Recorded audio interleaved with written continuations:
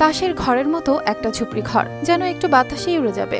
না আছে দরজা, না জানালা, না কারো চলার সুযোগ। একটুখানি পাটি বিছানো বারান্দায় কেউ বসে থাকে চুপচাপ, কেউ শুয়ে থাকে দৃষ্টিহীন চোখে। সেই বারান্দাই যেন এক অদৃশ্য খাঁচা, যেখানে আটকে আছে ৩ ভাই বোনের পুরো জীবন। ১৩ বছর আগে বাবা মা মারা যাওয়ার পর থেকেই এই বারান্দাই তাদের ঘর, জগৎ আর জানালা। ঝিনাইদহের কালীগঞ্জ উপজেলার সিঙ্গি গ্রামে একটা ভাঙাচোরা কুড়ে ঘরের বারান্দায় চলছে লিপি, শিমুল আর লিপনের জীবন। ৪ ভাই বোনের মধ্যে ৩ জনই শারীরিকভাবে প্রতিবন্ধী।